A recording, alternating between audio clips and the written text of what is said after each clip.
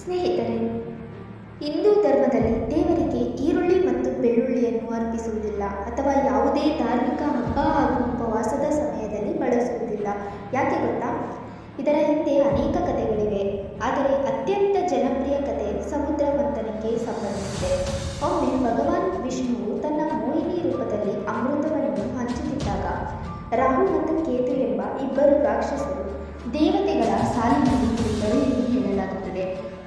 ಅಪ್ಪಿ ದೇವರು ಅವರಿಗೆ ಅಮೃತವನ್ನು ಕೊಟ್ಟರು. ದೇವರಿಗೆ ಈ ವಿಷಯ ತಿಳಿದ ತಕ್ಷಣ ರಾಕ್ಷಸರ ಇಬ್ಬರ ತಲೆಯನ್ನು ಕತ್ತರಿಸಿದರು.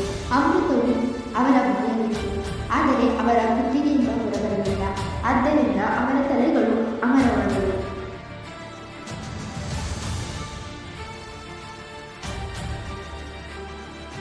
ತಲೆ ಕತ್ತರಿಸಿದ ಕಾರಣ ಅಮೃತದ ಕೆಲವು ಹನಿಗಳು ನೆಲದ ಮೇಲೆ ಬಿದ್ದವು.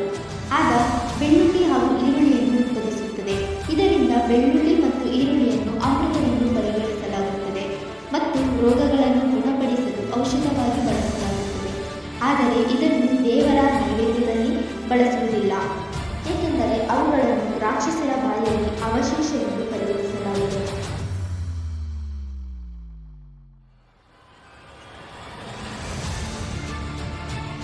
ಬೆಳ್ಳುಳ್ಳಿ ಮತ್ತು ಈರುಳ್ಳಿ ತಿನ್ನುವವರ ದೇಹವು ರಾಕ್ಷಸರ ದೇಹದಂತೆ ತುಂಬ ಬಲವಾಗಿರುತ್ತದೆ ಎಂದು ಹೇಳಲಾಗುತ್ತದೆ. ಆದರೆ ಅದೇ ಸಮಯದಲ್ಲಿ ಅವನ ಬುದ್ಧಿಯೂ ಸಹ ರಾಕ್ಷಸರಂತೆ ಕಲುಷಿತವಾಗುತ್ತದೆ.